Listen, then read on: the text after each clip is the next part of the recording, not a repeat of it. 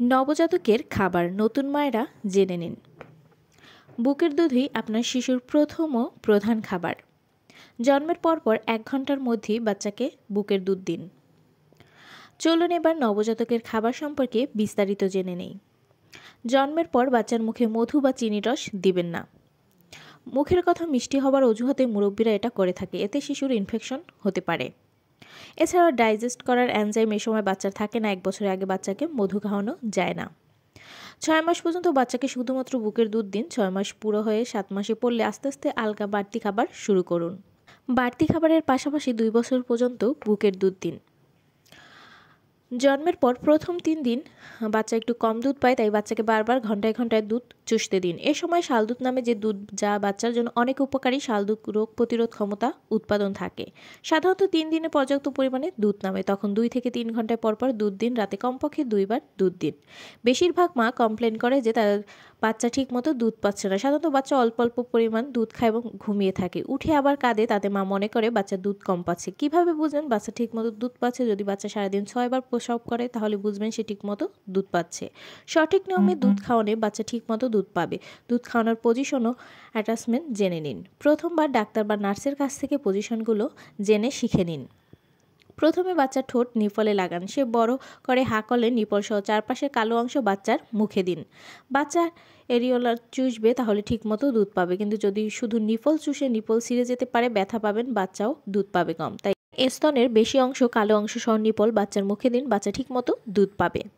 বাচ্চা একটি স্তন পুরো শেষ করতে দিন। বাচ্চা 15 থেকে 20 মিনিট চুষবে। 2 স্তন থেকে অল্প অল্প খাওয়াবেন না। একবারে একটা স্তন খাওয়ার শেষ হলে অন্য স্তনে দিন, কারণ দুধের প্রথম অংশ, যাকে ফরমিট মিল্ক বলি, তাকে কার্বোহাইড্রেট পানি থাকে। পরের অংশে হাইন্ড মিল্কের ফ্যাট থাকে। 2 স্তন থেকে অল্প অল্প খেলে সে প্রতিবারই পানি আর কার্বোহাইড্রেট পেল। প্রস্রাব করে পানি বের করে দেবে, আর এই কার্বোহাইড্রেট হলো ল্যাকটিন, যেটা বেশি খেলে ওর ল্যাকটিন এনজাইম অপর্যাপ্ত হবে। ফলে বেশি বেশি বা ফেনা ফেনা বা সবুজ পায়খানা হবে। মনে হবে ল্যাকটোজ ইনটলারেন্স হচ্ছে। বাচ্চা বারে বারে ক্ষুধার্ত হবে। একটি স্তন অনেকক্ষণ ধরে খাওয়ালে হাইন্ড মিল্কটাও পাবে, তাতে ফ্যাট বেশি হবে। এটা ভাঙতে সময় নেয়, ফলে বাচ্চা দেরিতে ক্ষুধার্ত হবে, ওজনও দ্রুত বাড়বে। দুধ খাওয়ার পর স্তনের বাকি দুধ গেলে বের করে নিন। সেটা বাটি বা চামচে খাইয়ে দিন। এতে দুধের ফ্লো বাড়বে, কারণ স্তন বেশি খালি হলে বেশি দুধ তৈরি হয়। গেলে নেওয়া দুধ 8 ঘন্টা বাইরে রাখতে পারেন। ফ্রিজে 24 ঘন্টা রাখতে পারেন। কর্মজীবী মায়েরা বাইরে যাওয়ার আগে এভাবে দুধ রেখে যেতে পারেন। দুধ খাওয়ানোর আগে ও পরে 1 গ্লাস করে পানি খেয়ে নিন। দুধের ফ্লো বাড়ানোর জন্য ডাল, লাউ, কালো জিরে ইত্যাদি খাবার খেতে পারেন।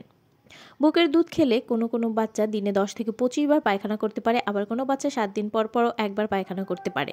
দুটোই নর্মাল। এটার পরে নিজেই ঠিক হয়ে যাবে। ফরমিল্ক বেশি খেলে 2 স্তন থেকে অল্প অল্প খেলে বেশি পায়খানা করতে পারে। সেক্ষেত্রে 1 স্তন থেকে বেশিক্ষণ দুধ চুষতে দিন। প্রথম 3 মাস পর্যন্ত বাচ্চা দুধ ও বাতাস আলাদা করতে পারে না। দুধের সাথে বাতাসও গিলে। এতে বাচ্চা পেট ফাঁপা, পেট ফুলে যাওয়া, বাতাস যাওয়া, মোচড় দেয় ইত্যাদি হতে পারে। দুধ খাওয়ার পরে কাঁধে রেখে বার্পিং করুন। এটা 3 মাস পর নিজেই ঠিক হয়ে যায়। বাচ্চাকে গরুর দুধ দিবেন না। গরুর দুধ দেওয়া যায় না। গরুর দুধ দিতে চাইলে 2 বছরের পর দেয়া ভালো। বুকের দুধের পাশাপাশি বোতলের দুধ খাওয়াবেন না। এতে বাচ্চার নিপল কনফিউশন হয়, ফলে বাচ্চা বুকের দুধ নাও খেতে পারে। ভিডিওটি ভালো লাগলে শেয়ার করে দিবেন, যাতে অন্য নতুন মায়েরা ভিডিওটি দেখতে পারে।